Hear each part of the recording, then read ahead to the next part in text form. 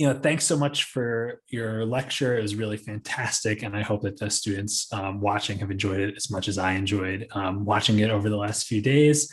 I want to start by asking you, power is obviously something that plays a very important sort of role in your work, and particularly in the sort of work on feminist data science that you've just presented. How, sort of taking a step back, how do you understand the nature of power, maybe from a more theoretical or philosophical perspective, when you start, sort of launching a digital humanities project and thinking about how you want to approach various research questions that you have? Sure. Yeah, that's a really good question. And I like that we're starting with this because I think, at my core, I'm just a big theory head. And so I could talk all day about theories and structures of power. And so I'll say that, there's a couple of really helpful sort of theoretical conceptualizations of power that come from feminism and Black feminism in particular that have informed the data feminism project. And those are related to and overlapping with some of the additional ideas about power that inform the Abolitionist Networks project. And I'll talk a little bit about their relation. So I'll say, just to back up. So, Black feminism more generally, and I think I said this in the lecture, really has done, well, it's done feminism many services, but among the services it has done is to really reorient the conversation around gender and sex from sort of issues of identity to sort of, I like to think of it almost like a rack focus, like zooming out and being like, now we're going to think about the big picture. We're going to think about the underlying causes that lead to these issues with respect to sex and gender inequality that we face in the world. And sort of as a general concept, Black feminism and sort of movement, Black feminism has done this. More specifically, there's a couple of specific articulations of power that I find really useful. The first is the company River Collective's formulation of these interlocking systems of oppression, which was among the earliest contemporary articulations of what is going on when you want to think about gender and race together, or sexism and racism together, as the case may be. But then you also have, for instance, Kimberly Crenshaw's idea of intersectionality, which again is sort of takes this metaphor of interlocking systems of oppression and gives it a really grippy name. But I think it's also trying to describe the way in which these forces of power sort of compound each other. Like they're sort of, if you want to think about it in a technical sense, they're like nonlinear, right? It's not just A plus B, it's not just racism plus sexism, but it's the combination of them leads to something much more complicated and substantial that needs to be unpacked. And then the third formulation that I draw from feminism, or Black feminism rather, is Patricia Hill Collins's matrix of domination. And in this formulation of power, she gives or sort of atomizes the workings of power along 4 domains. And you could think of them, they're not hierarchized in her presentation. Actually, that's the whole point of the matrix. But they do sort of extend from what she calls the structural, by which she means like actual laws and governmental prohibitions that give the policy to enact sexism, racism, things like this, like women can't vote, that was the law, right? And then all the way down to what she calls the interpersonal domain, which describes how these forces of oppression feel, how they're experienced on the body, how they're experienced in everyday interactions. And I would say that's actually that interpersonal domain is really important to emphasize, because it's what distinguishes her formulation. Might be like, oh, it's sort of like, it's like this Althusserian kind of, power, or a power pyramid, but she really emphasizes that like the interpersonal effects of oppression are real and they are equal to, commensurate with these governmental policies. I was going to talk a little bit about the policies in the archive. I don't know if you want to talk about that now or later, but that's been a lot of me sort of freewheeling on theories of power. So maybe I'll stop there. No, that's great for now. Thank you. And I think it dovetails nicely with something that I've decided right now that I'm going to put in the reading list. So students taking this course will now see it in the reading list in real time.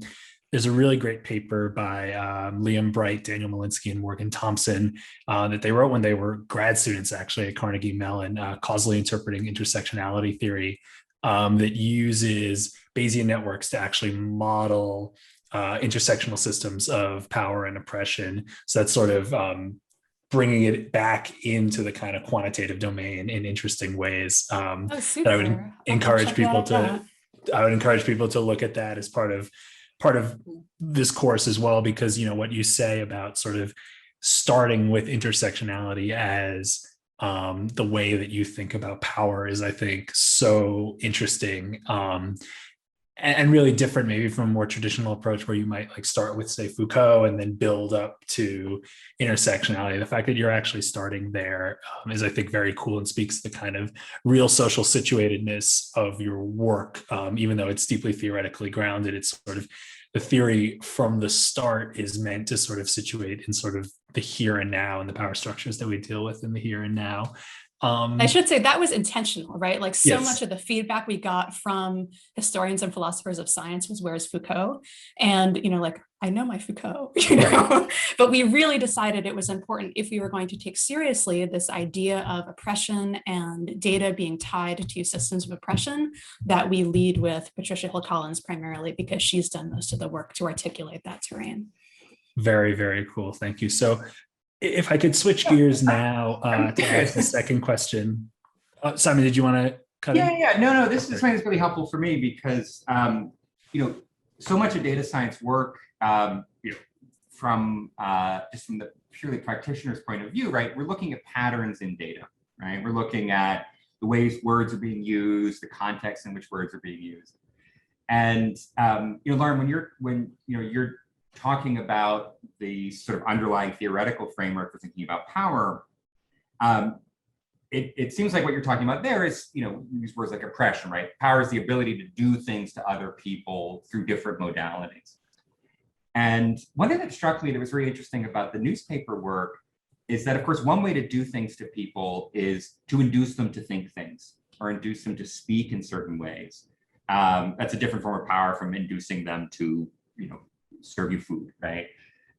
And so one of the things that comes out of that work, right, is that the people, or the newspapers at least, who are inducing people to talk in new ways are not the ones you'd expect, right? So the Black-led abolitionist newspaper is one of the places where they're leaders in this semantic field.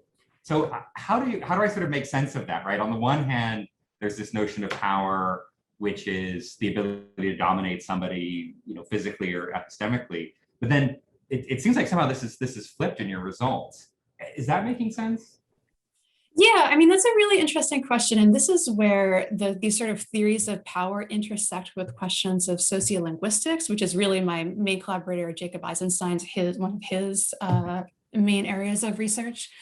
And, one of the questions that I'm interested in general, as someone who comes from a background or a partial background in literary scholarship, is how words index action, right? Is there some sort of indexical relation? Can you say that if someone speaks something, then they mean something, or do they intend to act on that? And of course, as we know, with performative everything these days, the answer is like, not usually, right?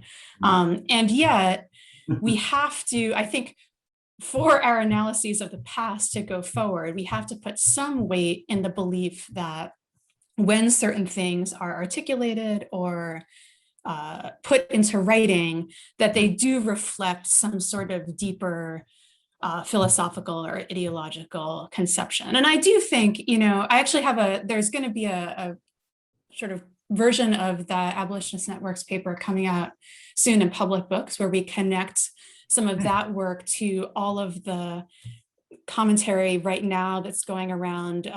Biden has made a big deal of using certain words, right? And these are very clearly ways for him to sort of gesture or signal to certain constituencies that he cares about them, that he has their interests in mind. And of course, they have to be backed up by action. And of course, also as a centrist president, like his actions are not always as sufficient as we would like to sort of meet the aspirations of whatever word or phrase he's using. Like white supremacy is a phrase that he's made a point of using, right? Which I think is like, so that he can tell Black Lives Matter, like, I'm listening to you, I understand your concerns. Now, has he acted on that?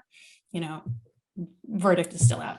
But anyway, I don't know if that's sort of what you're getting at, but I do feel like you always need to ask yourself, what is the relationship between what is spoken, what is in the textual record, and what does it mean in terms of action in the world? And maybe I'll just back up a little bit just to try to say something clear in response to your question, that, I do think that putting words in circulation over time and voiced by enough people does have an effect. Of course, it is not the same as action. But, I do think that it matters that a sitting president, said the phrase white supremacy and clearly understands enough about it to know what he was saying, right? And that would not have happened, I think, without the actions of, for instance, the Black Lives Matter movement over the past couple of years. Yeah, this is, if I look, for example, this result you have, that it's the Lilly and the Provincial Freedmen, right? So these are these papers, and very interesting, as you point out, right? There's all sorts of gender race dynamics going on. But like, take the Provincial Freedmen, right? So this is a paper that is leading much more than it's following, right? So and that's, if I understand right, this is a Black-owned or Black-led abolitionist newspaper, is that right? Yeah, Black woman. Mm-hmm. Black woman. So this is really striking to me, because one way to catch that out is to say, haha, like, we have discovered that there was a form of power that, in this case, a Black woman-led newspaper had, this epistemic power, this word circulation power. Would that be the right way? I mean, would that be a fair thing to say, that what you've discovered is a form of power that was unnoticed? Or was it a form of exploitation? I just, how do I parse that result?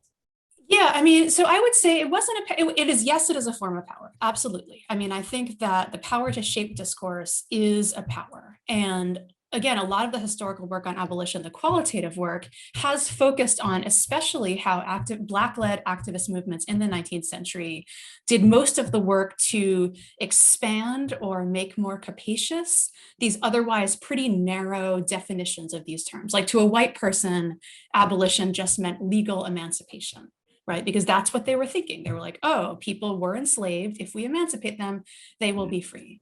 But to a Black person, it doesn't just mean like, today, I am emancipated. It means, okay, where is my access to opportunity, to education, the ability to get a loan, all of these, my social support networks, all of these things are tied up in a much broader conception of abolition. And, in a way, we are lucky in that we do have some pretty large textual records of these conversations that date to this time, where you can sort of track the emergence of this kind of thinking. And of course, not all of this thinking took place in print. There's been the Color Conventions Project, has done amazing work on trying to recover some of the documentation of these in-person organizing meetings. There's an increasing amount of scholarship on church-led activism, which has been excluded from a lot of sort of mainstream academic discourse, because white liberal academics sort of have an aversion to bringing religiosity into academic conversations. There's really interesting stuff going on in all sorts of places. But I do think that it matters, and I think it matters. These quantitative results are important because it affirms what people thought. And, they had documented at the individual level, at the personal level, like the particular editor of this newspaper, Marianne Shadd, she got married later, became Marianne Shadd Carey. There's been really amazing biographical work done on her. And so my daughter's coming into the interview. You saying hello? You're just sitting there flopping on the bed. And so there's this, so we know a lot about, through letters and through firsthand accounts of having met her. She writes a lot about her struggles as editor of this newspaper. We have a sense of what she was going for. And she at times says, like, I don't care if I'm bucking orthodoxy. This is what I think. This is the position that I want to advance. And at the time, she got a lot of pushback for it. People said to her, like, don't you think you could dial it back a little bit? You're losing readers. And she pretty much out and out said, no, like, I'm not willing to do that. I care much more about the degree, sort of the extremity of, or not, she didn't think about it in extremity. She thought about it about the rightness of her ideas, right? The necessity of her ideas. She's like, this is the way forward. I cannot capitulate at all. And so it's really nice to see that documented at large scale. And I think it would, not that this matters, but I think it would give her sort of retroactive pleasure to know that, these white folks, she influenced them, by her bringing issues up in her newspaper or framing certain issues in certain ways. Evidently, other people took note, and whether they were aware of it or not. And this is something, we actually were very clear in the paper not to make any causal implications because there's too much else. And actually, that's why we shied away throughout the paper in terms of talking about things like influence, like really just wanted to say, this is what we see happening in these newspapers. This is what we can feel fairly confident through, various, like permutation tests and figuring out like what we can actually put some weight in. We don't want to be able to say like this caused that, but there clearly was some textual relation and temporal relation between what was said in that particular newspaper and then how it was picked up elsewhere. This is something that we're going to cover in some future lectures. Some of these ideas where you see a pattern show up, right? And from the outside, you see it propagate in different directions. And of course, there's always this causal question, right? Is it appearing first in Shad's newspaper because it affects her first, and so she's the first to discuss it? Or does it appear there first because she's the originator of this, and then this is getting pushed out by the power of her community or the power of her personal charisma? So I don't know. I'm glad the cause versus correlation question is always there. I've never, history has this problem where we can't actually run multiple drafts. So yeah, David, maybe we should, because I think your next question leads quite, in a big way on down this line as well. Yeah, so yeah, I was really struck by the way you talked about the relevance of semantic leadership, even in sort of present political contexts and political conversations. And it sort of, did get me thinking about the sort of second question that I wanted to ask, which is, I'm a philosopher of science, right? So I'm always thinking about this relationship between like phenomenon and model, right? Because something I think we've stressed in this course is that scientists make all kinds of decisions about how they want to represent systems and represent the targets of their inquiry, right? So here you've got this sort of ultimately quite qualitative and quite nebulous concept of semantic leadership. And, I'd be curious to think about whether you could unpack in a little more detail how you proceed when you're trying to formulate a quantitative representation of a concept like that, because I think this is something in digital humanities that is very close to what goes on in the sciences, but scientists don't always see themselves in quite the same light. Scientists make a decision when they decide, to represent, say, a predator-prey system as a set of differential equations, right? This is the Lotka-Volterra model, is one of those classic models in science. That's a decision, and that's a decision about how to represent a system that can't just be sort of read off of the data from the system. And in the same way, you're making decisions about using a particular information theoretic representation of this concept of semantic leadership. So I wonder if you could just talk us through a bit more, how you came to that decision and how that sort of model emerged over the course of your research. Yeah, that's a really good question and a good framing for it. I think in general, with all of the quantitative work that I do, it's never a single decision. It's always a back and forth and recalibration between the interesting humanistic questions or sort of what you think might be there in the data, and then the things that that particular quantitative approaches can do. And this project, it was particularly interesting because our initial approach, it took place over the course of actually a lot of years. But when we picked it back up again, it was when word embeddings were pretty new. And so initially we were thinking, okay, we know the kinds of things that word embeddings can show us. Like they can show us sort of interesting semantic inflections that are associated with particular clusters of text, depending on how you want to cluster them, by newspaper, by time, by things like this.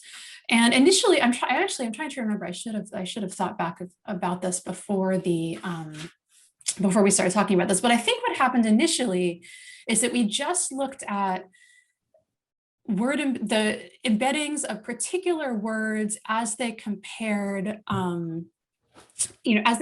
between newspapers. And we were hoping for some sort of smoking gun, like AHA and the black led newspapers, like I was just saying, abolition, its nearest neighbors were like, freedom and opportunity. And then in those white led newspapers, it was like rights and laws. And we didn't find that actually, we just looked at word embeddings in relationship to different newspapers, we found, at least across the board, they looked mostly similar, and it didn't really seem like much was there.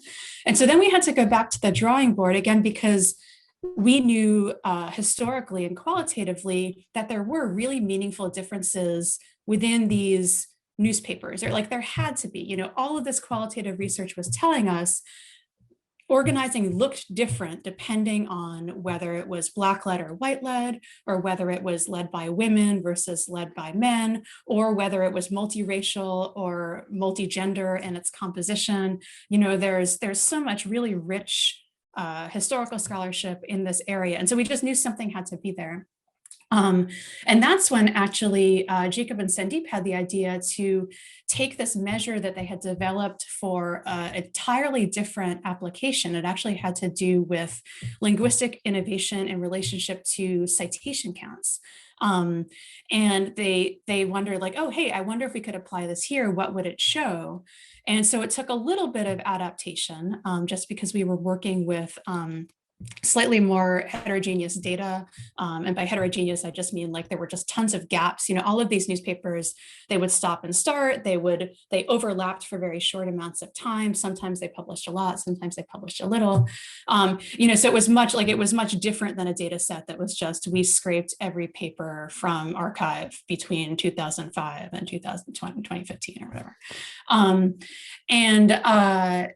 So anyway, yeah, we also had to think a little bit more about the chronology. But once we were able to do that, and I say we, but it was mostly Sandeep who did this part.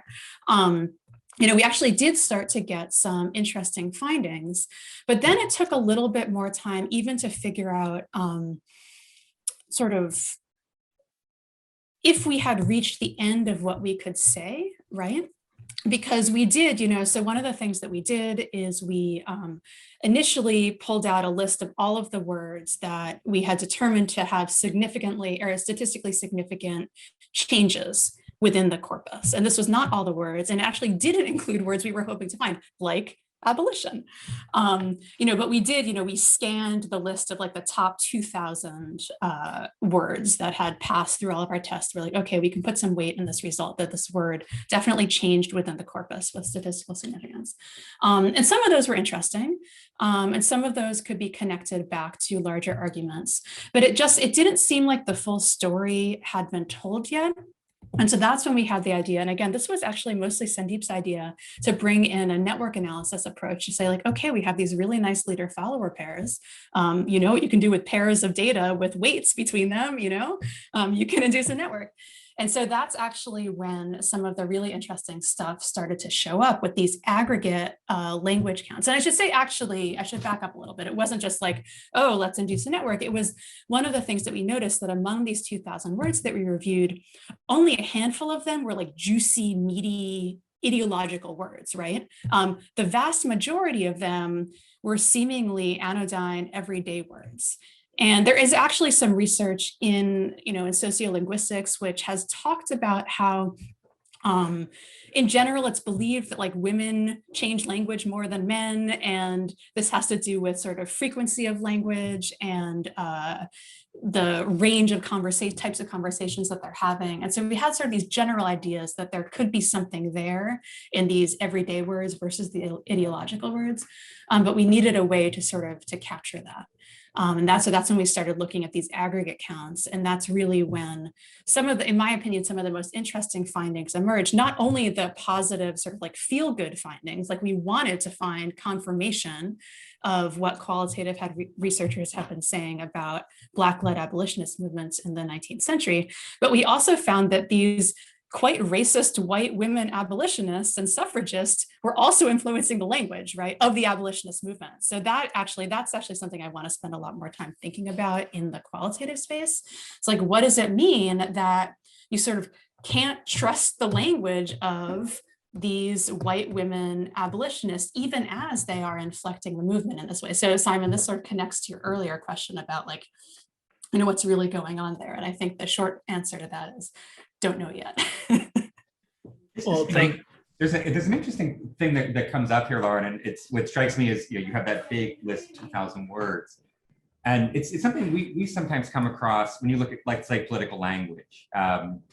Some words are great signals, right? If you say defund the police, white supremacy, these are really signaling a whole bunch of ideological commitments. You almost don't need you don't need much context, right? They're great thing. You put on a sign, defund the police. You don't need, 5 words on either side for the TV camera to disambiguate what you mean, right? So those are words, and just to sort of promote computational analysis here, right? Those words often draw the attention. And I love this idea that after the first 20 salient placard words are done, you now have 1,980 remaining words that are these much kind of softer signals, right? They're signals that kind of accumulate over time. So we see this in, when we look at political discourse, one way to tell a Democrat from a Republican is, do they say gay versus LGBT, right? At least in the 90s. But another way is like very subtle patterns in how they're using, this synonym versus that one. Are they using the definite article more than the indefinite? And so maybe one thing I'm wondering here is this a complementary source of information that can overrule or complicate the story that the qualitative reader has already told, right? Because one of the things you've said here is we confirm the result we wanted to confirm, right? And so maybe this is a question about when can the quantitative overrule or complicate the qualitative, and when is that conflict a sign that, oh Christ, we've really blown this, and we know abolitionism has to evolve, so find a new method. Yeah, I mean, I would hope that additional analysis from of these words would lead to some new perspectives on the abolitionist movement. And I think certainly, like I said before, what these white women were saying and how these words influenced or inflected the abolitionist movement, I think is the space where this work can happen. Because I think if one thing that the past 4+ years have shown us is that we need to do a lot more work to understand white supremacy in addition to understanding Black abolitionism, right? There needs to be an equal focus on the cause of the problem as well as the solution to the problem. In terms of when you think one overtakes the other, I mean, in my view, and this comes back to, this is like a very basic feminist tenet, which is, it's in general, I try to view all of these approaches as not in competition with each other or, overcoming or competing with another, but they're really complementary, right? And ideally, and this is in the, a lot of my solo authored work that I do, and I believe very strongly in this, that you really need to fold the quantitative research back into a qualitative account so that it resonates for existing scholarly conversations in this field. And so I would just advocate, ideally these would enhance each other, they would supplement each other's accounts. And if I see a real sort of the biggest space in quantitative literary or quantitative humanities research, the real space for development, I think it's in the translation between these types of research outputs. It's like, how do we take the results of a quantitative study and write them up or present them in a way that make them compelling to qualitative researchers so that they can say like, oh yeah, I could include, a list of word counts or whatever it may be in my qualitative account of this movement, or I can try to work through with all of the background and context and archival research that I've done, what this new information might also tell me. So yeah, I guess that's what I would say in response to that. That's super helpful. Thank you. Thank you. Yeah, I also felt that what I really liked about your answer is the way that you emphasized the collaborative nature of sort of coming up with the particular model that was ultimately going to represent what you were interested in as you were sort of discovering what was most interesting about the data you were collecting. I mean, one thing about this course is that we really see ourselves in this course as trying to equip people who take the course with the skills to collaborate within humanities analytics, digital humanities, computational analytics, things like that. And the reason for that is because, this really is best done as a collaborative effort, right? I think we all know this. And so the way that you emphasize sort of the role that each member of your sort of authorship team played in coming up with ultimately what became your model is really very interesting, and I think really pertinent to what we're trying to do in this course. So thank you for that. I have a question. I mean, this is a very practical thing, and Lauren, this might be helpful for students, because I think our hope is that our students in the course find healthy and positive collaborations and all this. But in the end, when you bring these results to a wider audience, and I can't imagine this didn't happen with you, is that you do encounter resistance from the traditionally oriented historian, let's say. And I wonder if you could talk a little bit about how you dealt with that, how you either won people over or sort of avoided those kinds of responses distorting the scholarship. Yeah, that's such a good question. So I would say my perspective comes from two places. One is, my own work, and just in general, being a white scholar who deals with the archive of slavery, I believe so strongly that you need to show that you've done your homework. You can't just show up into an existing disciplinary conversation and be like, I discovered a new thing. Hey, everyone, you didn't know this before, but look at me. Here I am with some new information. You really need to just have spent your time in the communities that you hope to be in dialogue with and, ideally hope to influence, and learn from them before they learn from you. And this involves, reading up in the area of work that you are intervening in, going to conferences, keeping track on Twitter of who's saying what. And, this is, in my opinion, just good, responsible academic research in general. But I do think, and this is in part, I think, an artifact of the fact that DH research is really hard, it is interdisciplinary, it takes a long time, and it is not often successful. So by the time you get a result, it's really, the temptation is to say I finally got something, let me, rush to write it up and promote it. But I think it's really important both beforehand in framing the question, and then afterwards in situating the results, to really make sure that you already know what has been said, what the current conversations are in that field, and how your research connects to them. And I cannot overstate that enough. That is just so important. And again, this is not a DH skill. This is a good scholarship skill. But the other thing that I'll say, and this comes from, I've edited this Debates in the Digital Humanities book series for a very long time. And so I know the trap of the no one has ever thought my genius thought before presentation of any sort of results.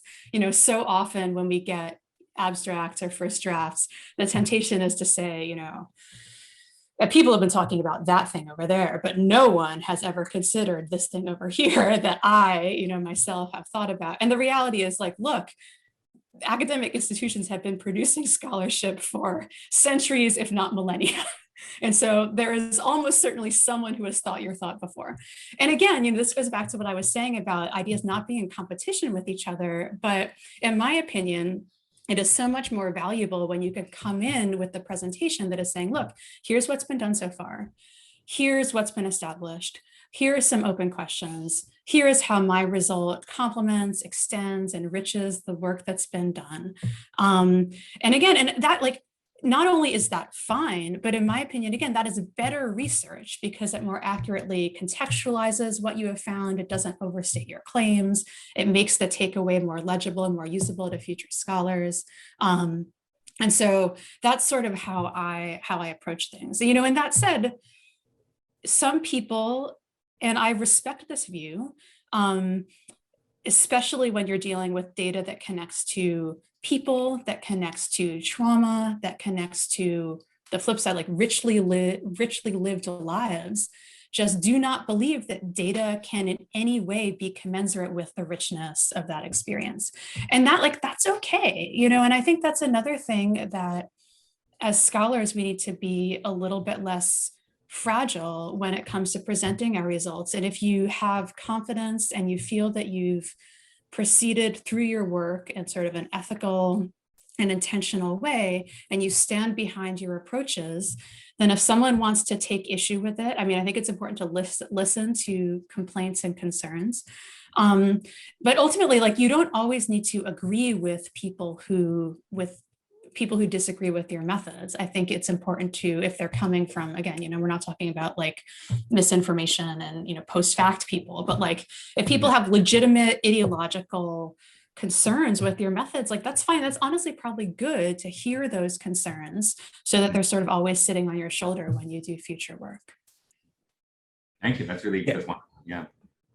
I think that's definitely right as well in terms of embracing that debate. I think that's something I completely agree with as we've been, you know, going about making this course and doing focus groups with humanities PhD students in preparation for the course. You know, that's something that came up a lot. That tension between, you know, what data can show and what it can't show came up a lot in our focus groups. And I think really, yeah, we don't want to be pushing at all here anything like a kind of quantitative imperialism or anything like that, where, you know, the quantitative methods are just going to sort of take over all this stuff. There's a complementary relationship that's, you know, sort of very much part of the kind of ideological underpinnings of discourse, for sure. I also, one thing you mentioned that I found very interesting was, you know, saying when you said this isn't really a DH skill, talking about sort of being a good collaborator, you were saying, you know, it's more just an academic integrity skill.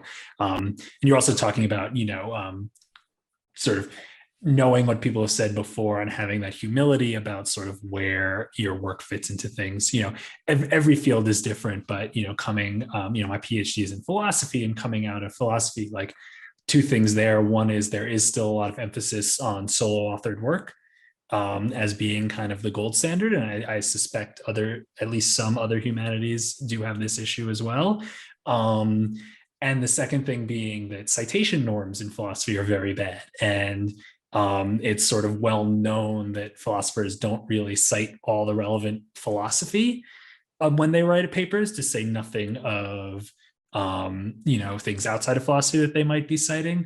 So I think while it isn't like a DH specific skill, I do think it is a skill that, you know, both being a good collaborator and being a really good literature reviewer with respect to all the sort of contemporary work that might be going on into space is something that I think people coming out of a more traditional humanities PhD program may need to be conscious of if they're going to go into this kind of space. And so it was very interesting to hear you say that, you know, while it's not a DH skill, I think it is a skill that if you're coming from a traditional humanities background into more quantitative work is something to sort of take seriously.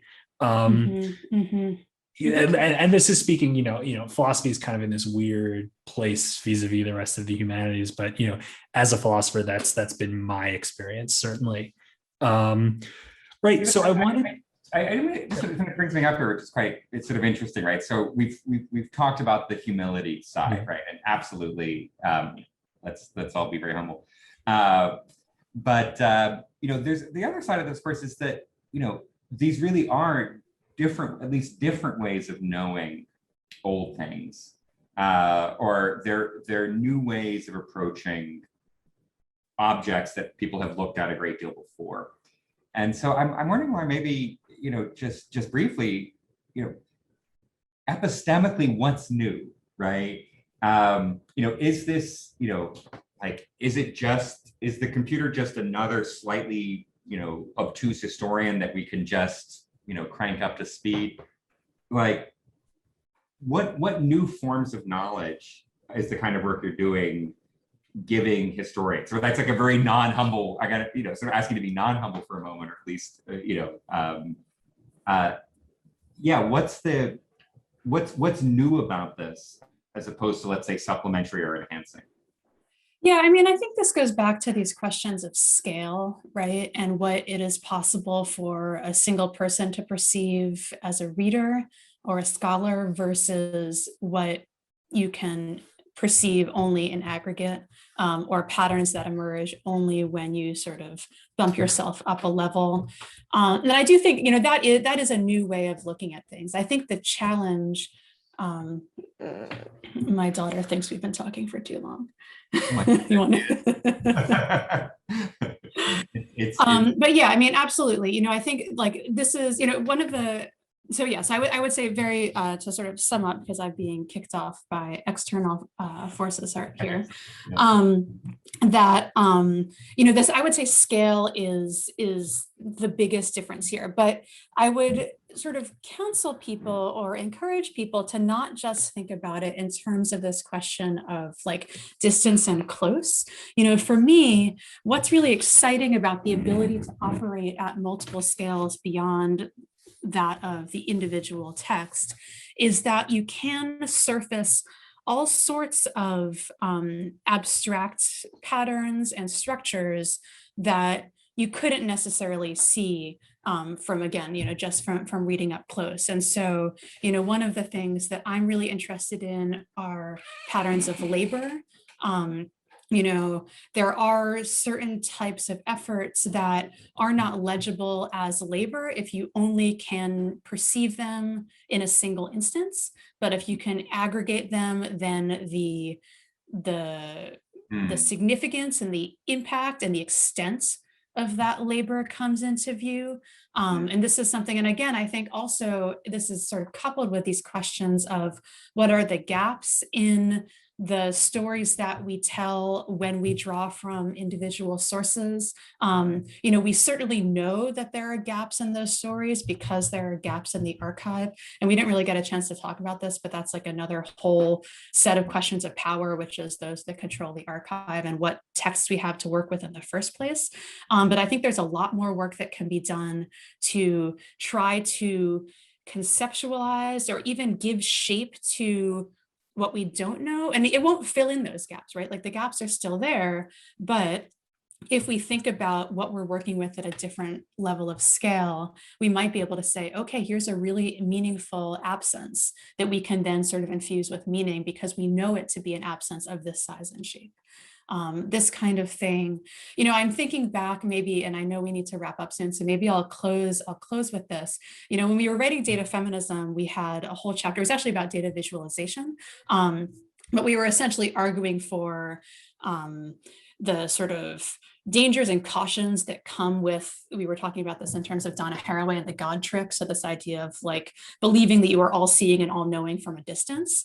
And we wrote this whole chapter, which was a bit of a screed, and we sent it to Fernanda Viegas, who's a famous data visualization designer. She has worked at Google for a lot of years. She just moved over. She's now has a joint appointment at Harvard.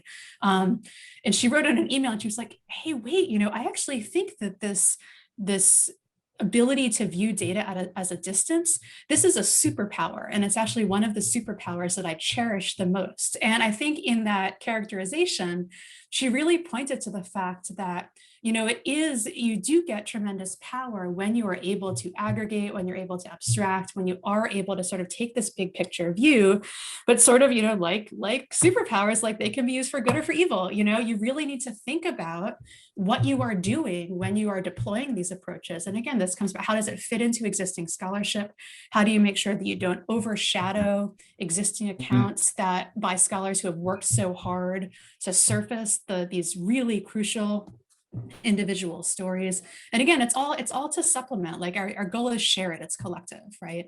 Which is to sort of increase our understanding, or at least for me, how history happened, how culture was formed, how it takes us to the present day. And that's a shared project, right? And so I think that quantitative methods have a lot to contribute to these tasks. I think they can do new and interesting things, but it is always in the service of a larger collective argument. It's wonderful. Thank you. I think that's a wonderful note to end on. Thank you so much for taking the time to do this Q&A with us. Thank you so much for the lecture. I think it's a really great addition to the course, and we hope that all of you students listening to this have enjoyed it as much as I know Simon and I have.